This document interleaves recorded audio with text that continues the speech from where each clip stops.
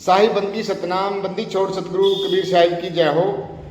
आज हम जानेंगे सतगुरु नितिन साहब जी से एक सत्संग के माध्यम से कि क्या दीक्षा लेने के बाद हमारे कर्म बंधन, जो हमारे बुरे कर्म हैं, क्या हमारे कर्म बंधन कट जाते हैं। तो आज बताएंगे सतगुरु नितिन साहब जी एक सत्संग के माध्यम से। सत्संग को आपने पूरे विवेक लगा के और बुद्धि लगा के सुनना है। सतगुरु ऐसा चाहिए जैसा सूप सुहाए, सार सार को कही रहे, थोता दे उड़ाए। तो आइए।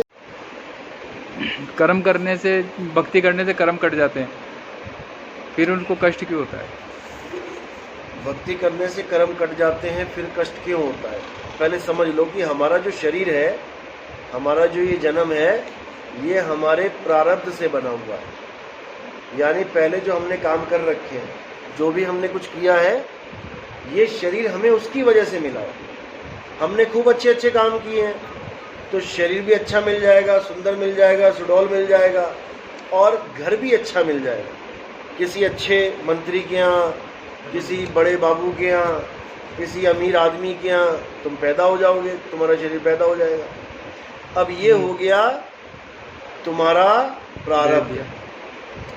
अब तुमने गलत काम किए हैं, खूब लोगों को मारा है, बकरे काटे हैं, भैंसे काटे हैं, तो तुम्हारा प्रारब्ध तुम्हारे इस शरीर को दुखदाई अवस्था में घुमाएगा। यानी उसमें लिख दिया कि तेरा पैर कटेगा, तेरा हाथ कटेगा, अंधा हो जाएगा, बीमारियां लग जाएंगी। अब ये तुम्हारा प्रारब्ध है, ये होना ही होना है। कबीर साहब कह रहे हैं, ज्यों ही सतनाम हृदय धराया भया पाप का नाश। अब ये पाप का नाश जब बोला जाता है तो लोग क्या सोचते हैं कि सारे पाप जो पहले किए थे सबका नाश हो गया। लोगों को मिसगाइड किया जा रहा है। पाप का नाश कैसे खत्म होता है? यानी ज्यों ही सतनाम हृदय धरया, यानी जब तुमने आत्मज्ञान को अच्छी तरह समझ लिया, संतों की वाणी को समझ लिया, भयो पाप का नाश, अब तुम्हारा हृदय कोमल हो जाएगा, कठोर नहीं रहेगा। अब तुम चींटी को भी मारते हुए तुम उसकी पीड़ा को समझोगे कि यार मैं इसको मार रहा हूं तो इसको कितनी पीड़ा हो रही होगी और इसका बदला मुझे देना पड़ेगा। और तुमने उस चींटी को भी नहीं मारा तो पाप का नाश हुआ कि नहीं हुआ? मीट खाते थे, अंडे खाते थे, शराब पीते थे, दुनिया भर का व्यभिचार करते थे, ज्यों ही सतनाम यानी सतज्ञान हृदय धरया भयो पाप का नाश। जैसे चिंगारी अग्नि की पड़ी पुरानी घास। अब इसको समझना है। इसको कैसे समझेंगे? ये पुरानी घास की तरफ इशारा कर रही है वाणी। अब पुरानी घास क्या है? जो हमारे पुराने कर्म हैं। ये कैसे खत्म होंगे? पहले ये समझ लो। ये तब खत्म होंगे जब तुम अकर्ता हो जाओगे। अकर्ता हो जाओगे। अकर्ता हुए बिना खत्म हो नहीं सकते। जब तक तुम कर्ता बने रहोगे भाई जी नहीं हो सकते। इसलिए कबीर साहब ने अकर्ता का फार्मूला भी हमें दिया है। यानी तुम सिमरन करते रहो, करते रहो, करते रहो, जब तुम्हें अपना असली स्वरूप का भेद मिल जाएगा तब तुम अकर्ता हो जाओगे। अब तुम्हें कोई कुछ नहीं होने वाला। कहने का मतलब जो होना है वो तो होना ही है। टारे ना ही टरे, करमगत टारे ना ही टरे। ये कबीर साहब की वाणी है कि टालने से भी नहीं डरती, लेकिन वही कर्म तुम्हें इतने आसान लगने लग जाएंगे भुगतते हुए कि ये तो कुछ हो ही नहीं रहा है मेरे साथ, बच रहा हूं मैं। लेकिन हाँ, तुम अपने स्वरूप को छोड़ के तुम इसमें ध्यान लगा लो कि अरे मेरी टांग कैसे दुखने लग गई, तो सारा ध्यान दुखने में ही आ जाएगा। और जब दुखने में आएगा तो तुम्हें लगेगा यार मेरे कर्म नहीं कट रहे। तुम्हारे उंगली में चोट लगी, अब क्या किया जाए कि ये चोट खत्म हो जाए, कम हो जाए? कैसे होगी? तुम्हें कोई जोर से थप्पड़ मार दे ना तो उंगली वाली दर्द खत्म हो जाएगी, फिर तुम्हारा सारा ध्यान यहाँ आ जाएगा। अरे यार उसने मुझे कैसे मार दिया। तुम लगड़ा के चल रहे हो, पैर दुखता है, और जब कुत्ता पीछे भागेगा ना तुम्हारे तो तुम पीटी उषा बन जाओगे। तुम दौड़े दौड़े भागे भागे, उस वक्त पैर का दर्द सब खत्म। क्योंकि जब हमारा ध्यान होता है जिस चीज़ पे, हमें उसी चीज़ का आभास होता है। तो साहिब कह रहे हैं जब तुम्हारी काया में कष्ट आता है तो तुम क्या करो, तुम सूरत को अपने स्वरूप में लगाओ और धीरे धीरे धीरे तुम्हें तुम्हारी काया का आभास ही नहीं होगा। ये करने से होगा, ऐसे नहीं होगा ये। और जब तुम स्थिर हो जाओगे तो तुम्हें लगेगा यार कुछ हुआ ही नहीं मेरे साथ। ऐसी अवस्था बन जाती है जब तुम्हें सब राम भरोसे छोड़ देते हो। ऐसा भी होता है, लेकिन तब होता है जब अच्छी तरह लगन लगा के करो। तो ये जो कर्म वाली बात है, कर्म तो भुगतान होते हैं। जैसे मैंने बताया कि एक बच्चे के इतनी तेज मारा और एक आदमी के इतनी तेज मारा, तो आदमी नहीं रोएगा, सह लेगा, लेकिन बच्चा रोएगा। जबकि दोनों को एक ही तेजी से झापड़ पड़ रहा है। क्यों रोएगा और क्यों नहीं रोएगा? बच्चा क्यों रोएगा? क्योंकि उसकी अवस्था अभी छोटी है, लेवल डाउन है। और आदमी क्यों सह लेगा? क्योंकि उसकी अवस्था उच्च अवस्था है। इसी प्रकार जब ऊपर के लेवल में आ जाओगे तो तुम्हें कर्म भोगते हुए पता नहीं लगेगा कितने भोग लिए। और जब अकर्ता हो गए तो उसके बाद तो कर्म का कोई मतलब बनता ही नहीं है।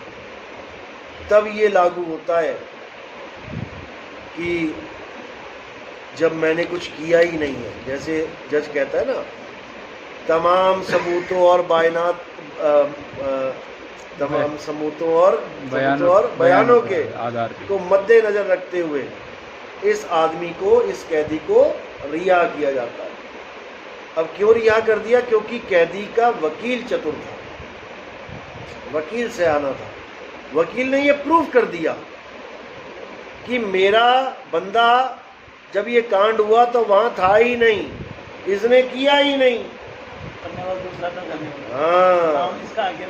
हाँ, तो कबीर साहब का ज्ञान क्या कहता है कि जितने भी संसार में काम हो रहे हैं तूने किए ही नहीं। तू दृष्टा है, तू देख रहा है केवल। कर कौन रहा है? मन और माया। मैं फूल देख रहा हूं, अब मैं उठा नहीं सकता इसको। मैं देख रहा हूं ना, अब उठा के दिखाऊं इसको मैं? उठाएगा कौन? ये उठाएगा। और किसके कहने पे उठाएगा? मन के कहने पे उठाएगा। तो सारे काम मन और माया ही कर रही है, लेकिन भुगतान किसको देना पड़ रहा है? इस जीवात्मा को। बस यही कबीर साहब समझा रहे हैं। भुगत रही है, काम कर रही है।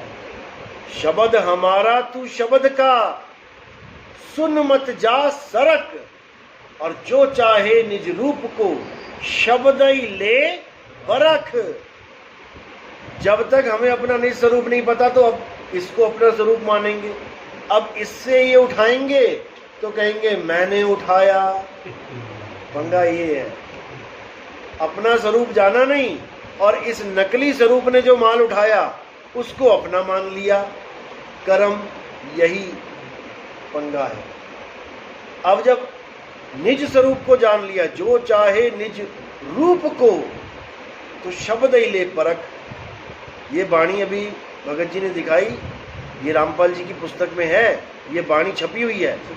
और भगत जी अपने गुरु भाइयों को जब कह रहे हैं वहां पे जो कि देखो ये वाणी क्या कह रही है, जो चाहो निज रूप को प्राप्त करना है, तो वो क्या कह रहे हैं? नहीं नहीं नहीं, ऐसा कुछ नहीं है। जबकि वाणी छाप बैठे हैं। अब बताओ, इसी को बोला गया है कि आदि नाम हम भाग सुनाया और मूर्ख जीव समझ नहीं पाया। वो तो उसमें वो भी लिखा हुआ, कुछ हार वाली है ना, एक हार बताई।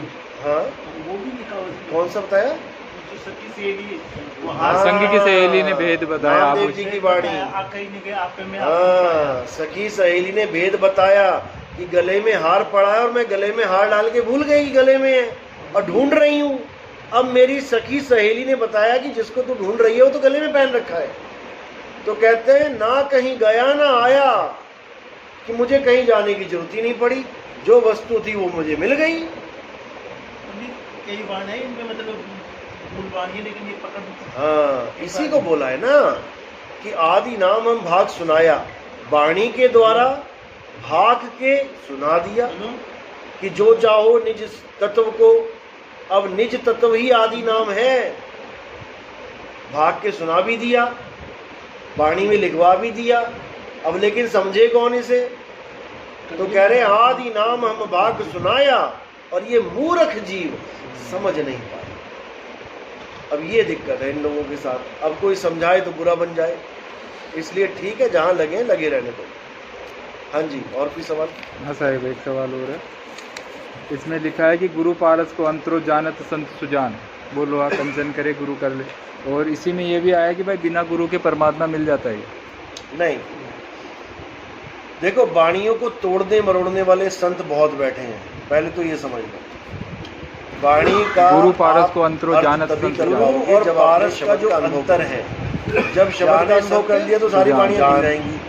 गुरु और पारस को ये समझ में आ जाएगा कि सदगुरु वो लोहा कंचन करे, गुरु कर ले आप समान। गुरु में अब इस वाणी को समझो क्या गुरु में और शब्द गुरु में गुरु कर ले आप समान।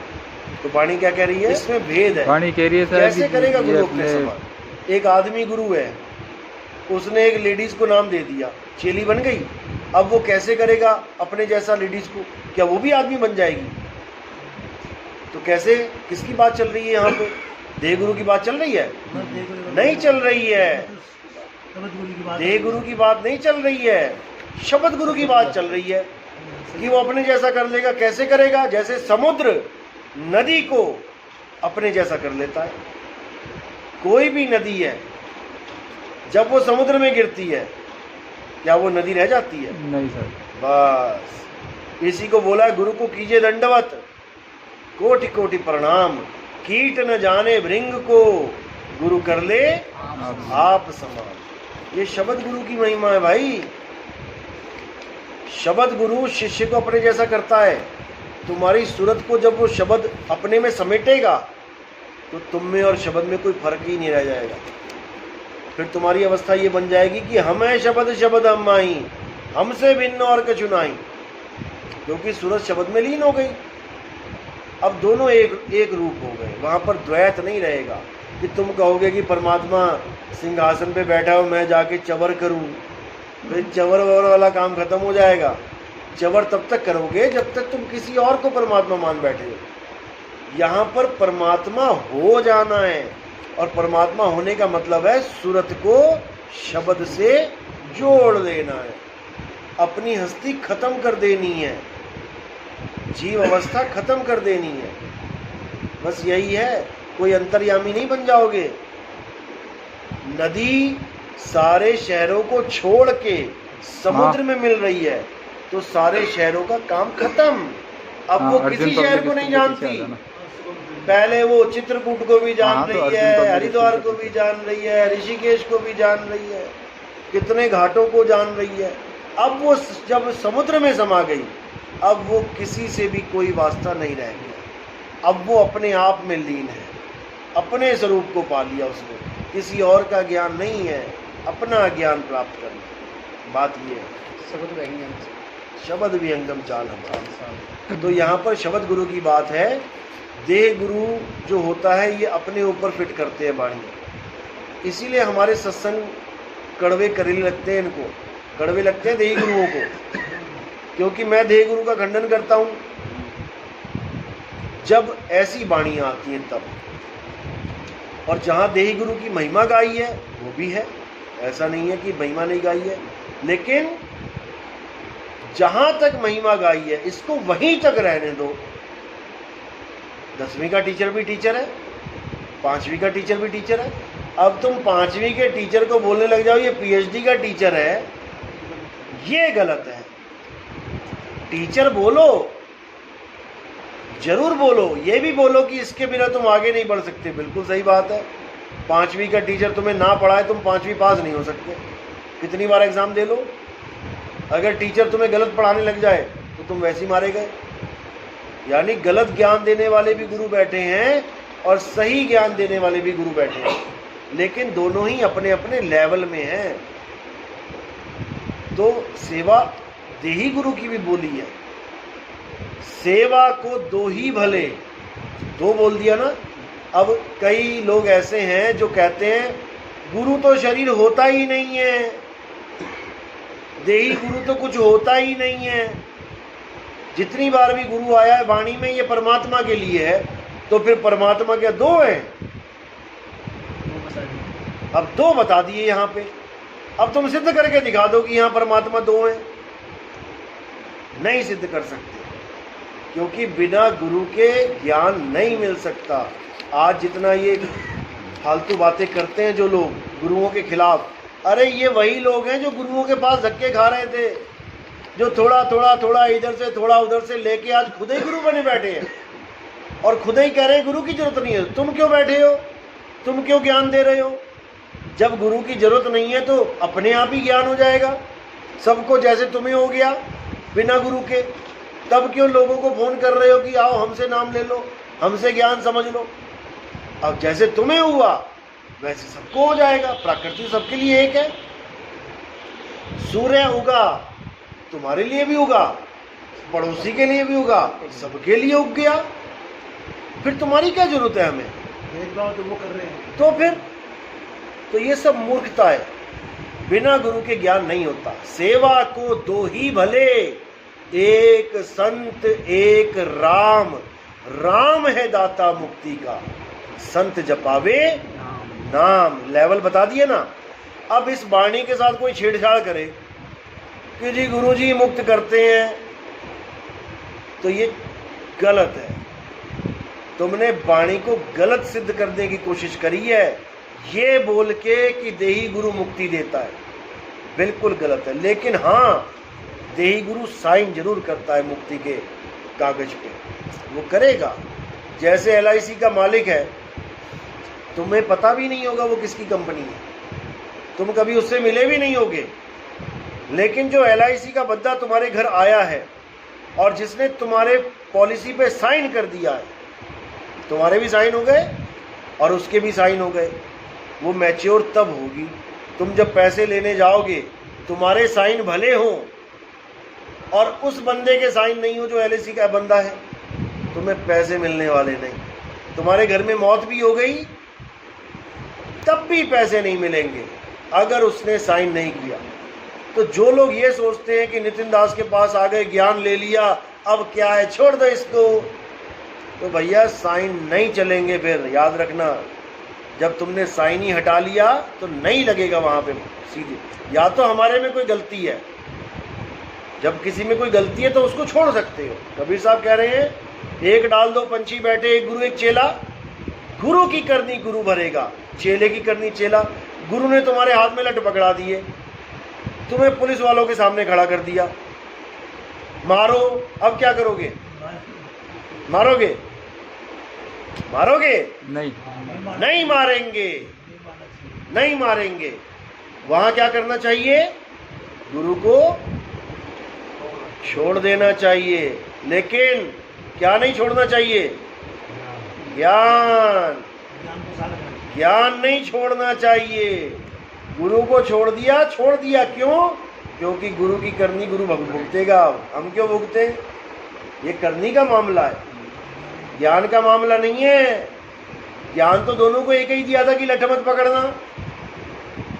ज्ञान तो परमात्मा ने दोनों को एक दिया था, चेले को भी गुरु को भी, कि लठ मत पकड़ना। लेकिन गुरु ने भी पकड़ दिया और तुम्हें भी पकड़ा रहा है। उस गुरु को छोड़ देना चाहिए, लेकिन ज्ञान को नहीं छोड़ना चाहिए। लेकिन अब गुरु का कोई कसूर नहीं है और तुम चालबाजी करो, तुम शातिराना हरकतें करो। गुरु ने तुम्हें मना किया कि ये काम मत कर भाई, हमारे पंथ में ये अलाउड नहीं है, और तुम कह रहे हो नहीं, ये मुझसे ऐसा नहीं हो सकता, मैं नहीं रोक पा रहा हूं अपने आप को। गुरु ने 2-4 चांस भी दिए कि रुक जा रुक जा रुक जा, नहीं मान रहा है। अब क्या करेंगे? अब गुरु उसको निकाल देंगे। अब जब उसको निकाल दिया तो वो बड़बड़ाने लग जाए, गुरु को गालियां देने लग जाए और सोचो ज्ञान तो मुझे मिल ही गया है। वो सोचे ज्ञान तो मुझे मिल ही गया है। वो ज्ञान किसी काम का नहीं, क्योंकि ये सच है कि अंत समय में तुमसे तुम्हारे गुरु का नाम पूछा जाएगा, कोई पूछने नहीं आएगा। ये तुम्हारे अंदर फीड है, तुम्हारे अंदर फीड है। आज भी मुसलमान जितने भी मृत्यु को प्राप्त होते हैं, सबको पता है कि हमसे कब्र में ये सवाल पूछे जाएंगे कि आखिरी नबी कौन है। तो किसको फॉलो करता है? और जो ये बोलेगा कि मैं मोहम्मद साहब को फॉलो करता हूँ, केवल उसी को स्वर्ग जन्नत मिलेगी। जो इस सवाल का जवाब नहीं दे पाएगा कि तेरा गुरु कौन है, उसको जन्नत नहीं मिलेगी, भले सारी उम्र तुमने अच्छे काम किए हैं, ये उसमें लिखा हुआ है। तो वही चीज यहां पर भी है। अगर तुम गुरु को धोखा दे रहे हो बिना किसी कारण के, तो तुम रिजेक्टेड माल हो। भूल जाना कि ये ज्ञान तुम्हारे किसी काम आएगा। हाँ, तुम्हें कोई ऐसी दुविधा होगी, गुरुजी में कुछ दिक्कत आ रही है, तो तुम उनसे बात शेयर करो कि गुरुजी ये चीज मुझे आपकी समझ में नहीं आ रही। गुरु उसको क्लियर करेगा। अगर क्लियर ना कर पाए तो गुरु को भी फर्ज बनता है कि वो अपने आप को बदले, क्योंकि सिद्धांत गुरु और चेले दोनों के लिए एक ही है। एक है। ऐसा नहीं है कि गुरु का सिद्धांत कुछ और है और चेले का सिद्धांत कुछ और है, ऐसा बिल्कुल नहीं है। तो हमारे पंथ में आने वाले जो भगत हैं, नए नए भगत जो आ रहे हैं, जो पुरानी पंथों में पता नहीं क्या क्या करके आ रहे हैं, तो उन लोगों को मैं यही कहना चाहूँगा कि पहले सिद्धांत समझ लो हमारा। कहीं बाद में तुम भी गालियाँ देते फिरो मुझे, क्योंकि मैं गलत सिद्धांत चलने नहीं दूंगा यहाँ पे। सिद्धांत हमारा यही है कि शब्द गुरु और सुरभ धुन चेला, इसके अलावा और कुछ नहीं है। और गुरु जो देही गुरु है वो ज्ञान दे रहा है, उसके ज्ञान को समझो और भक्ति करो। गुरुवाई करने के लिए नहीं आना है यहाँ पे कि तुम सोचो कि मैं गुरुवाई करूँगा। यहाँ पे तुम्हारे जैसे गुरुओं की जरूरत नहीं है। यहाँ पे यहाँ जो ज्ञान खोला जा रहा है ये अनंत है। इसमें तुम ना तो कुछ जोड़ सकते हो ना कुछ घटा सकते हो। केवल सुनो, समझो और मुक्ति प्राप्त करो। इसमें कोई एडिशन नहीं होना है और कि कुछ कमी रह गई जी एक और गुरु आएगा, ऐसा नहीं है। मूल ज्ञान जितना था खोला जा चुका है, और जो बचा हुआ है अभी, जो गुप्त भेद और भी हैं, वो भी खोल दिए जाएंगे। हालांकि नहीं भी खोले जाएं तब भी आपकी मुक्ति होगी, जितना आपको ज्ञान मिल चुका पर्याप्त है। आगे का ज्ञान जो है वो उनके लिए है जो नए नए आ रहे हैं हमारा सत्संग उठ के। हमारा सत्संग सुन के नए नए उठ के आ रहे हैं यूट्यूब पे, कुछ ना कुछ बीच में तड़का लगा रहे हैं, ज्ञान हमारा ही बोल रहे हैं, एक भी लाइन हमसे अलग नहीं बोल रहे, लेकिन अलग शो कर रहे हैं कि हम उससे अलग हैं, कुछ ना कुछ तड़का लगाने के लिए, अलग से दिखाने के लिए, ताकि लोग सोचे कि नहीं इसके पास कुछ और है, जबकि होगा क्या, वही बासी माल। क्योंकि आत्मा के अलावा सब बासी माल ही है। सीधी सी बात है, आत्म ज्ञान एक है, एक था, एक रहेगा। इसमें एडिशन नहीं है कि तुम इसमें कुछ और डाल दोगे, आके तुम इसमें कुछ और मिलाओगे तो तुम सिद्धांत के विरुद्ध हो गए। तुम्हें 84 में जाना पड़ेगा। सिद्धांत से हटके कोई भी बोलता है वो 84 में जाएगा। अब कई लोग कहते हैं कि नितिन दास तो अपने चेलों को डांटता बहुत है, इतना डांटता है, इतना। अरे भैया, तुम उस स्कूल में पढ़े होगे जहां पर सब प्यार करने वाले टीचर होंगे। प्यार करते रहो, पढ़ोगे है नहीं, मारेगा वो है नहीं, होते रहो फेल, टीचर को कोई फर्क नहीं पड़ता। लेकिन भैया हमारे यहाँ तो डंडे पड़ते थे और बच्चे बढ़िया बढ़िया नंबर लेके आते थे, सारा होमवर्क घर से करके लेके आते थे। जो टीचर डांटता नहीं है उसका डर भी नहीं होता है। जो टीचर डांटता नहीं है उसका काम केवल वो लोग करते हैं जो टीचर से प्यार करते हैं, जिनको पता है इस टीचर के आंखों में हमने तारा बनना है, वो तो काम करते हैं। और जो निकम्मे होते हैं वो क्या कहते हैं, अरे ये कौन सा मारता है, मजाक उड़ाते हैं पीछे की बेंच में बैठ के, अरे क्या करेगा, हंस के टाल देगा, छोड़ क्या काम करना। तो वो लोग फेल हो जाते हैं। लेकिन मैं अपने बच्चों को फेल नहीं होने देता। मैं तो डंडे मारूंगा। अगर खा सकते हो या तो काम पूरा करके आओ, तब तो एक भी नहीं पड़ेगी। याद रखना, डंडे मारने वाला भी उन्हीं को मारता है जो काम नहीं करते हैं, वो सबको नहीं मारता है। ये हमारे डंडे उनके लगते हैं जो काम नहीं कर रहे हैं। और जो बिल्कुल परफेक्ट बंदे हैं उनको खुशी होती है कि गुरुजी ने बहुत बढ़िया क्लास लगाई, और जिनकी लग रही होती है वो आग बबूला हो रहे होते हैं कि यार मुझे ही निचोड़ दिया इन्होंने, तो क्योंकि वो जान रहे हैं कि कहाँ पे बात जा रही है। और वो ये भी जान रहे हैं कि सबको पता भी है कहाँ पे बात जा रही है, उसके बाद वीडियो बनाते हैं, उल्टी पुल्टी गालियां देते हैं। तो ये उन लोगों का काम है जो सिद्धांत के विरुद्ध चलते हैं, जो इस पंथ के लायक नहीं है, जिनको हमने निकाल दिया है। उदाहरण क्या देते हैं कि माँ का लड़का कितना ही बुरा क्यों ना हो, माँ उसे निकाल थोड़ी नहीं देती है। अरे भाई, तुम गलत पंथ में घुस गए हो, तुम्हें अभी पता नहीं है कि क्या है ये पंथ। और यहाँ बैठा कौन है? जब जज बैठता है और उसके सामने उसका लड़का दोषी हो, 4 कत्ल करके आ गया कोई जज का लड़का, और जज के सामने बैठ जाए वकील लेके उसके लड़के को, इसको माफ कर दो जी आपका लड़का है, तो जज कर देगा क्या? नहीं करेगा, नहीं करेगा। तो इस गलत फहमी में मत रहना कि नितिन दास को माँ बना के तुम बच्चे कुछ भी करते रहो कि माँ तो सबसे प्यार ही करेगी। माँ झापड़ भी मारती है, माँ गिरा गिरा के मारती भी है। नहीं पता तो यूट्यूब देख लेना, बच्चे की पिटाई इतना लिख देना, ऐसी ऐसी मार मारती है माँ की बच्चा रो रो के कहता है तू मेरी माँ ही नहीं है। सही है, ऐसा भी है, देख लेना, नहीं तो मैंने तो देखी हुई है, भेज दूंगा मैं 2-4। सही है सर। तो जो सिद्धांत पे टिकेगा उसको नितिन दास सिर पे बैठा के रखेगा, और जो सिद्धांत पे नहीं टिकेगा उसके फिर वही हाल होगा जो हो रहा है, उसको यहाँ से कान पकड़ के ही बाहर निकाला जाएगा। और ये एक के लिए नहीं है, और ये कोई नयों के लिए नहीं है, ये पुरानों के लिए भी है। चाहे वो मेरा पहला ही चेला क्यों ना हो, जो सिद्धांत पे खरा नहीं टिकेगा उसको कान पकड़ के बाहर निकाल दिया जाएगा। इस पंथ में टिकना है, सिद्धांत पे टिको, क्योंकि ये पंथ मेरा और तेरा नहीं है, ये पंथ सिद्धांतिक पंथ है। और सिद्धांत किसका है? बंदी छोड़ कबीर साहब का सिद्धांत है। और ये मत सोचना कि कबीर साहब ने किसी को नहीं निकाला, अपने ही सबसे प्रिय शिष्य धर्मदास जी के सबसे प्यारे इकलौते लड़के को, नारायण दास को, उसके घर से निकलवा दिया कि धर्मदास किस लड़के को घर से बाहर निकाल। जब ये सुना तो धर्मदास बेहोश हो गया, लेकिन कबीर साहब का वचन नहीं पलटा, उसने भी अपने ही लड़के को काल का दूत कह के निकाल दिया। तो जब वो अपने सगे लड़के को निकाल रहा है सिद्धांत के दम पे, तो तुम कौन सा मेरे सगे लड़के हो भाई?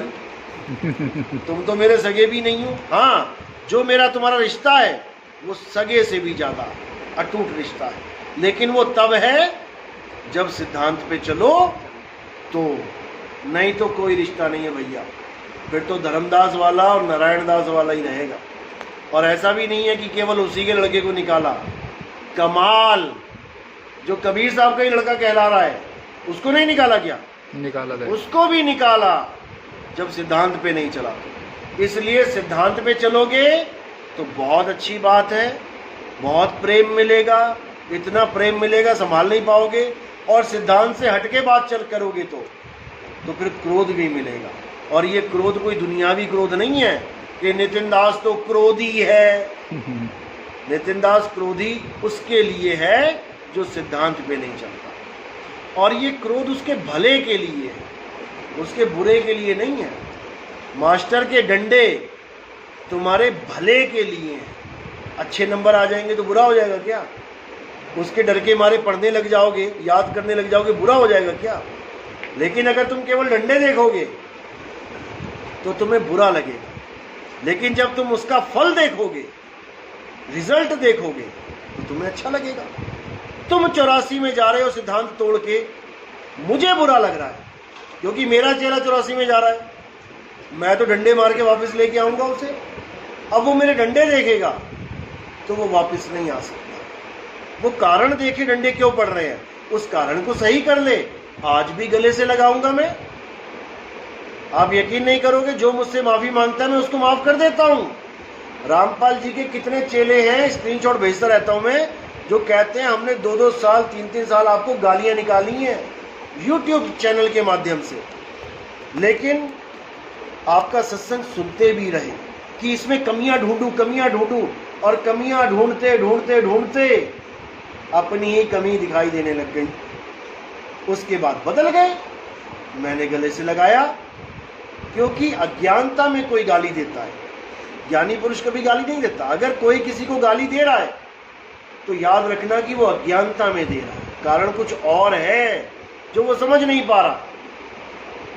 अब कारण समझ आए तो सारी गालियां खत्म। बात इतनी सी है। कोई हमारा कोई प्रॉपर्टी का झगड़ा थोड़ी नहीं है कि तुम मेरी प्रॉपर्टी लेके बैठ गए या मैं तुम्हारी प्रॉपर्टी की, सिद्धांत का झगड़ा है। अगर कोई पंथ में गड़बड़ करेगा तो भैया वो सुनेगा, मत करो गड़बड़। कौन कह रहा है गड़बड़ करो? सारे बैठे हैं भक्ति कर रहे हैं, वैसे तुम भी हो जाओ।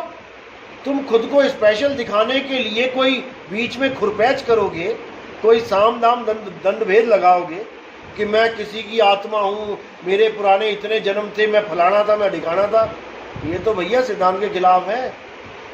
असलियत ये है कि तू कोई था ही नहीं, वो तो चोले थे। तू एक जीव आत्मा है और सबको राजा महाराजा बनाया गया है, सबको भिखारी बनाया गया है, सबको 84 में डाला गया है।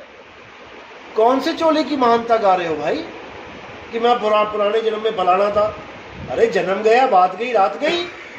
ये क्यों नहीं बोल रहा मैं पिछले जन्म में कुत्ता था, गली गली में मुंह मारता था, नाली में पानी पीता था? ये क्यों नहीं कह रहा मैं सुअर था, लोग गू करते थे, मैं खा जाता था? ये क्यों नहीं बोल रहा है? क्या नहीं खाया क्या किसी ने? खाया जाता। जब आप सुअर बने तो क्या खाया? लड्डू पेड़े, मिश्री, विष्टा खाया। अरे विष्टा खाई है, गू खाया लोगों का। तो किस बात का अहंकार है भाई? और कल खाया है तो कहो अगला जन्म मिल जाए सुअर का, फिर क्या खाएगा? फिर भी वही खाएगा। तो किस बात का अहंकार कि मैं पिछले जन्म में ये था, मैं वो था? अरे भैया तू ये जन्म संभाल ले, ये जन्म संभाल ले, वरना फिर विष्टा ही खाएगा जाके नालियों में। क्या फायदा उसका? तो मैं ये समझा रहा हूं कि इन चीजों से निकलो बाहर, तभी मुक्ति मिलेगी। ये देह अहंकार ये नहीं छूट रहा, तू पिछला लेके बैठ गया, अपने पतन का कारण बन जाएगा तेरा। और डंडे इसलिए मार रहा हूं कि सुधर जा, नहीं तो रास्ता नहीं मिलेगा निकलने के लिए। लेकिन बुरा लग रहा हूं क्योंकि डंडा है हाथ में। हाथ में जिसके डंडा हो वो मास्टर किसी को अच्छा लगता ही नहीं है, लेकिन उसको नहीं लगता है जो काम करके नहीं आया घर से, और जो होमवर्क पूरा करके आया है, जिसको सब कुछ पता है, याद है, उसके लिए उसका डंडा है ही नहीं, गायब है डंडा उसका। तो बात ये है। चलो और कोई सवाल? हाँ साहब, जैसे वो बताया आपने अभी जो अपने नाम दीक्षा ले जाते हैं और फिर दोबारा दर्शन करने भी नहीं आते हैं गुरु के, तो देखो इसमें कोई दिक्कत नहीं है। नाम दीक्षा कोई ले जाता है दोबारा कभी आता भी नहीं है, अच्छी बात है, शायद भक्ति कर रहा है मन लगा के। लेकिन अगर वो नाम दीक्षा ले गया और भक्ति नहीं कर रहा है तो यहाँ पे गड़बड़ है। मैं ये नहीं कहता कि मेरे पीछे पीछे आओ। हाँ, अगर कोई शंका है, समाधान है या कुछ भी है, या आपके शहर में मैं आया हूँ और आप मिलना चाहते हो तो मिल सकते हो। बंधन नहीं है कि मिलना ही है, ये भी कोई बंधन नहीं है। घर के 100 काम है, बहुत ज़रूरी काम है। आज माता जी को हॉस्पिटल लेके जाना है, डेट मिली है 1 महीने बाद की, आज ही है। घर में शादी है, पड़ोसी के यहाँ किसी रिश्तेदार के यहाँ शादी है, जा सकते हो, बताओ। लेकिन घर में निठल्ले बैठे हो, भक्ति कर नहीं रहे हो और सोच रहे हो पता तो लग ही गया क्या करना है और कर रहे नहीं हो, वो गलत बात है। सत्संग में आने से क्या होता है, एक एनर्जी लेवल हाई हो जाता है। यानी सत्संग एक बाढ़ होती है। आपने फसल बो दी, पता लग गया कि कैसे बोनी है, ठीक है बो दी, लेकिन बाढ़ नहीं लगाई तो क्या होगा? तो पशु खा जाएंगे। सत्संग एक बाढ़ की तरह होती है। सत्संग सोई हुई एनर्जी को दोबारा से एनर्जेटिक बनाने के लिए होती है, दोबारा से जगा देगा सत्संग। तो आना भी चाहिए, लेकिन अगर कोई काम है तो मत भी आओ, तब भी कोई दिक्कत नहीं है। ऐसे पुराने भगत थे जो मिलने वाले थे, वो पहले तो, अब मैं उससे बात करता हूँ तो अब वो उसमें ईसा मसीह वाले में जाता है। तो वो ये कहता है कि भाई अब गुरुजी ने जो बताया ध्यान तो पता लग ही गया, तो कहीं नहीं ऐसा नहीं होता। देखो पहले अच्छी तरह समझ लो। पहली बात तो ये है कि मैं कभी किसी को मना नहीं करता कि आप हमारे पंथ में आने के बाद कहीं और नहीं जा सकते। ये बंधन ना तो मैंने आज तक कभी डाला है, ना ही मैं कभी डालूंगा, क्योंकि ये बंधन जो गुरु डालता है वो दोषी हो जाता है। जैसे कई लोग हैं जो कहते हैं कि नितिन दास का सत्संग नहीं सुनना है, नाम खंड हो जाएगा। ये दोषी हैं, ये परमात्मा की निगाह में दोषी हैं, इनकी दुर्गति होने वाली है। क्योंकि जब परमात्मा ने बाकी गुरुओं के दिमाग में ये बात नहीं डाली कि तुम्हारा सत्संग नहीं सुनना, तो तुम किसके दिमाग में डालना चाहते हो कि किसी और का मत सुनना? आप दोषी हो जाते हो। जबकि सच्चा गुरु क्या कहता है कि सब काहू का लीजिए साचा शब्द निहार और पक्षपात मत कीजिए, कहें कबीर विचार। सच्चा गुरु कभी ये नहीं कहेगा कि आप किसी का सत्संग मत सुनो, वो तो ये कहेगा बेटा सत्संग भी सुन, नाम दीक्षा भी ले ले जाके, और देख जाके कि क्या ये आगे का ज्ञान है। अगर वो आगे का ज्ञान है तो भैया मुझे पीछे क्यों छोड़ रहा है, मुझे भी ले चल। सच्चा गुरु ये कहता है। अब कई लोग कहते हैं, ऐसे भी हैं धुरंधर, जो कहते हैं गुरुजी आपसे भी आगे का ज्ञान मिल गया। मैं पूछता हूँ भैया बता दे फिर क्या है, हमें भी ले चल। नहीं नहीं नहीं, हम बता नहीं सकते। अब बताओ, हमसे तो पूछ लिया और मैं कह देता नहीं मैं बता नहीं सकता, तब तो कहते थे गुरुजी मर जाएंगे, गुरुजी पल का भरोसा नहीं। तब तो गुरुजी से सब कुछ ले लिया। अब जब गुरु दक्षिणा की बात आई, ये दक्षिणा है, जब ज्ञान लिया है तो दक्षिणा सबसे बड़ा नाम, दाना सिर दान नाम दान, सबसे बड़ा दक्षिणा है ज्ञान दान। नाम दान है नहीं, ज्ञान दान। और जब गुरु पूछ रहा है कि क्या ज्ञान मिला बता दो, परख तो करे ना, क्योंकि तुम हमारे शिष्य हो। पहले गुरु परख करेगा कि मेरा चेला आगे गया कि पीछे, तो वो चेला ज्ञान नहीं बता रहा आगे, तो वो गुरुद्रोही है। बताना चाहिए। वो गुरुद्रोही है जो अपने गुरु का कल्याण नहीं चाहता। सीधी सी बात है, गुरुद्रोही वो नहीं है भाई जो तुम समझ के बैठे हो। असली गुरुद्रोही वो है जो अपने गुरु को पीछे रखना चाहता है और खुद आगे बढ़ गया। अगर आगे का ज्ञान है तो भैया आगे ज्ञान बता दो हमें, अगर सही होगा तो हम भी आ जाएंगे, क्या दिक्कत है। ऐसे भी लोग बैठे हैं क्योंकि इनके पास आगे का ज्ञान नहीं होता। ये वो लोग हैं जिनसे कुछ होता ही नहीं है, जो कहते हैं अरे इतने साल हो गए नाम दीक्षा लिए, कुछ हो ही नहीं रहा है, चलो कुछ और ले लेते हैं।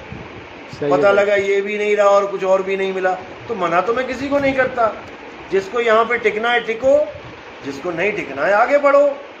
लेकिन ये तो मत बोलो ना कि ये आगे का ज्ञान है, कि तुम अज्ञान को बोलो कि आगे का ज्ञान है और दूसरों को भ्रमित करो। तो यहाँ पर नितिन दास नहीं सहेगा। या तो खुल के मैदान में आओ, डर किस बात का है।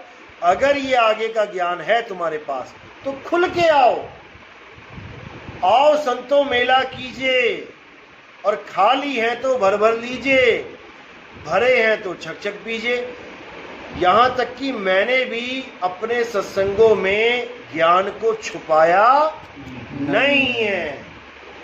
जो विवेकी पुरुष है वो सब जान रहा है कि नितिन दास नाम दीक्षा में क्या देने वाला है। तुम भी ऐसे सत्संग दे दो हमें, अगर तुम मर्यादा में हो कि हम नहीं बता सकते जी, हमें मना किया है, तो तुम ऐसा कोई सत्संग दे दो जहां पर उस ज्ञान का इशारा हो, पता लगे कि ज्ञान है क्या। ना तुम्हारे पास कोई सत्संग है, ना तुम्हारे पास कोई विचार है, ना तुम्हारे पास कोई आधार है। तुम आधार ही बता दो कि तुम नाभि पे ध्यान करना शुरू कर लिए हो, या तुम आंखों में ध्यान कर रहे हो, नाक पे कर रहे हो, कंठ पे, या तुम ध्यान ही नहीं कर रहे हो, केवल दृष्टा बन के दुनिया देख रहे हो, ये भी आधार है। अरे कुछ तो बताओ। तुम कुछ भी नहीं बता रहे हो तो तुम गुरुद्रोही हो। फिर तुम्हारी मुक्ति कोई दुनिया का ज्ञान कर ही नहीं सकता, क्योंकि कबीर साहब ने ये बोला है कि अगर ज्ञान है तो उसको बांटते चलो, आओ संतो मेला कीजिए। क्यों बोला है मेला? इसीलिए बोला है कि एक से दूसरे का कल्याण हो, ना कि तुम ज्ञान को छुपा के इस दुनिया से रुखसत हो जाओ और बाकी सब डूबते मर जाएं। लोग मुझे कहते हैं नितिन दास तो गली गली में घूमता है। अरे भैया क्यों घूमता है, ये क्यों नहीं समझ में आ रहा तुम्हें? बाबा नानक को क्या जरूरत पड़ी थी घूमने की? मक्का मदीना से पैदल चल के, कन्याकुमारी से पैदल चल के रूस तक गए, बर्मा गए, यहां तक कि कई लोग कहते थाईलैंड तक गए। वो कहां पर है वो थाईलैंड? क्यों गए? जीवों को जगाने के लिए, छुपाने के लिए नहीं कि ज्ञान मिल गया छुपा लो, बिल्कुल गलत है। तो वही काम आज हो रहा है। ये बातें भी वो करते हैं जो हिल नहीं सकते, जो कहीं जा नहीं सकते, जो आज तक कभी गए ही नहीं। वो कहते हैं अरे हीरा पायो गांठ गठायो। अरे वो अवस्था, वो वाणी कुछ और है। हीरा पायो गांठ गठायो वाणी किसके लिए बोली है? जो लोग तुम्हारे साथ भेद की बहस करते हैं उनके लिए बोला। तू हीरा पा लिया, गांठ गठा लिया, अब घड़ी घड़ी वाक्यों क्यों खोले? जब सामने वाला समझ ही नहीं रहा है तो तू क्यों बार बार उसको खोल रहा है? जब वो कदर ही नहीं डाल रहा तेरे हीरे की तो तू क्यों खोल रहा है? उसके लिए बोला है। ये नहीं बोला कि तुम्हें प्राप्ति हो जाए तो तुम शांत होकर बैठ जाओ। फिर क्या फायदा हुआ उसका?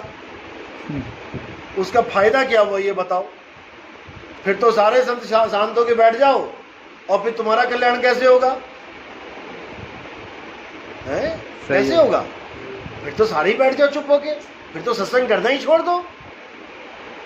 यहां पर कोई नहीं बोलेगा कुछ भी, क्योंकि ये वो लोग हैं जो जलते हैं, जो ये जलते हैं कि आज तक ऐसा काम किसी संत ने नहीं किया, जो गांव गांव गली गली में जाके डंका बजा रहा है। नहीं तो दिखा दो किसी संत का जो कन्याकुमारी से लेके टहल रहा हो हर शहर में, दिखाओ जरा उनके प्रचार प्रसार। सब एसी में बैठे हैं, बढ़िया बढ़िया खाना खा के डकार मार के सो जाते हैं, और दुनिया आती है लाखों के हिसाब से। क्यों? गुर्गे पाल रखे हैं, गांव गांव शहर शहर में साधु महात्मा छोड़ रखे हैं, खुद भी पैसा लेते हैं, महाराज जी को भी पहुंचाते हैं। तो भैया ये काम हमारा नहीं है, हम यहाँ पैसे इकट्ठे करने नहीं आए। हाँ, तुम्हारी मेहनत की कमाई सही जगह लगाने आए हैं, क्योंकि सेवा 3 प्रकार से होती है, तन मन धन। अगर धन की सेवा से किसी को कोई प्रॉब्लम है कि नितिन दास पैसे लेता है, तो ये तन मन धन वाली जितनी भी वाणियां हैं उसमें धन का नाम काट दो, काट के दिखाओ। तन मन धन सब अर्पण कीना, ये लाइन ही काट दो, क्योंकि तुम तो सेवा के विरुद्ध बोल रहे हो। भैया धन की सेवा भी होती है और उसको सही जगह लगाया जाता है। धन का मतलब ये नहीं कि 4 5 10 लोग जुड़ गए, अब देखा कि लोग जुड़ने लग गए, अब महाराज जी ने डिमांड कर दी बहुत जल्दी आश्रम बनने वाला है, अपना अपना योगदान डालें। क्यों डालें? आज तक तुम्हें आश्रम की जरूरत नहीं थी, जब तक चेले नहीं थे तब तक तुम झोपड़ी में ही खुश थे। आज चेले 15-20 बन गए, अब तुम्हें आश्रम की जरूरत पड़ रही है, हैं? तो तुम्हारा तो खुद ही मन का विस्तार फैल रहा है। अब तुम्हें झोपड़ी छोटी लगने लग गई। रविदास जी महाराज के भी चेले थे, राजा पीपा जैसे, वो भी झोपड़ी में बैठे थे। रानी मीराबाई हीरा रख गई, महाराज जी योगदान देने आई हूँ, महाराज जी आश्रम बढ़िया बना लेना। बना लिया क्या? नहीं बनाया। तो जब रविदास जी को जरूरत नहीं पड़ी, तुम क्या उससे बड़े गुरु हो? तुम क्यों महल बना रहे हो भाई? और आम नहीं बनाएंगे, फिर उसमें टाइलें लगवाएंगे बढ़िया बढ़िया, 1 नंबर की टाइलें, उसके बाद संगमरमर लगवाएंगे, उसके बाद एसी भी लगवाएंगे, और उसके बाद आराम से तान के बैठेंगे कि देखो कितने लोगों को बेवकूफ़ बना दिया, कितने लोगों को बेवकूफ़ बना के वो ऐशो आराम ले लिया जो अपनी मेहनत से सारी उम्र ना ले पाया। अपनी मेहनत से जो आज तक कमाया वो बताओ कहाँ है? उससे क्यों नहीं बनाया आश्रम? क्या पूरी मेहनत, पूरे साल, पूरी उम्र तुम 20 लाख रुपए भी ना कमा पाए? तुम 20 लाख का मकान ना बना पाए? झोपड़ी में रहता रहा है सारी उम्र, और आज झोपड़ी इसको बदबूदार लग रही है, नाले के किनारे है, आज तक नहीं लगी, क्योंकि माया का प्रवेश हो गया पंथ में। लेकिन हमारा ये खेल नहीं है। लोग कहते हैं नितिन दास ने कार ले ली। नितिन दास ने जब आंखें खोली तो कार में ही घूम रहा है, घर में 2-2 गाड़ियां खड़ी हैं, करोड़ों रुपए का मकान है, जमीन है, हमें कोई जरूरत नहीं है। कोई सोचे कि ये चलता फिरता आलतू फालतू बंदा है, जाके देख लेना। मेरे पापा गवर्नमेंट सर्विस में थे, बचपन से गाड़ियों में घूम रहे हैं, हमें क्या जरूरत है भैया? लेकिन संगत का पैसा सही जगह लगना चाहिए। ऐसा नहीं कि वो नहीं सेवा देते, वो भी सेवा देते हैं, लेकिन हम अपने घर की जमीन, क्योंकि मैंने तो छोड़ दिया ना वो सब, अब मेरी नहीं रही, अब मैंने छोड़ दिया, अब मेरी नहीं। हाँ, अगर वो कहेंगे कि बेटा ये सारी जितनी जमीन है ये तू सेवा में लगा दे, एक बार भी नहीं सोचूंगा, मैं एक बार भी नहीं सोचूंगा कि इसको सेवा में लगाने से, लेकिन अभी वो मेरी है नहीं तो मैं लगा नहीं सकता। बाबा नानक ने 20 रुपए का भोजन खिलाया, घर बेच के थोड़ी नहीं खिलाया। 20 रुपए का भोजन क्यों खिलाया? क्योंकि पिताजी ने 20 रुपए दे दिए। अब वो 20 रुपए किसके? नानक जी के, वो कहीं भी यूज करे। अब पिताजी का मकान थोड़ी नहीं नानक जी का है। सही है। अब वो कहे मैं तो पिताजी का मकान भी बेच दूंगा, मैं तो पिताजी की जमीन भी बेच दूंगा, वो संतों में लगा दूंगा, तो बहुत मार पड़ेगी। झापड़ पड़ा था नानक जी के, जब 20 रुपए संतों की सेवा में लगा दिए थे। उन्हीं के पिताजी ने, कालू मेहता जी ने उनके झापड़ लगाया था कि ये तूने क्या कर दिया। तो जो झापड़ मार रहा है केवल 20 रुपए के लिए, उस समय 20 रुपए बहुत होते थे, तो वो अपनी जमीन कब लगाएगा सेवा में? तो फिर, लेकिन धन्य है हमारे परिवार वाले, सेवा देते हैं। गुरुजी जाते हैं चंडीगढ़ में, मेरी माता भी जाती है उनके पास, भाई भी जाता है, और मेरे रिश्तेदार जो जुड़े हैं गुरुजी से मैंने जोड़ रखा है, वो भी जाते हैं, सेवा देते हैं। बहुत अच्छी बात है, सेवा देनी ही चाहिए।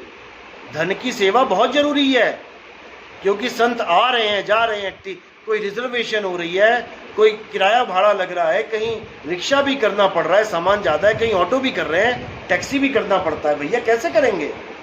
अगर कोई आश्रम से निकला है तो भक्तों के लिए निकला है, खुद के घूमने के लिए थोड़ी नहीं निकला है। अब मैं कहीं जा रहा हूं तो भैया गाड़ी में हर 10 किलोमीटर पे 1 लीटर पेट्रोल डल रहा है। मैं कोई टूर एंड ट्रैवल के लिए निकला हूं क्या? जीवों के लिए निकले हैं। तो तुम्हारा ही पैसा गाड़ी में जाएगा और कहां जाएगा? अब मैं यहां तक आया, तुम अपने घर बुला रहे हो, अब फ्री में ही सारा काम हो गया तुम्हारा। गुरुजी को भी घर में बुला लिया, खाना पीना भी करवा दिया, तुम्हें किराया भाड़ा भी नहीं देना पड़ा टैक्सी का, नहीं तो कार में लेके आते किराया भाड़ा 1000 रुपये लग जाता फालतू का। तो वही सेवा में सब कुछ हो रहा है, क्या प्रॉब्लम है किसी को?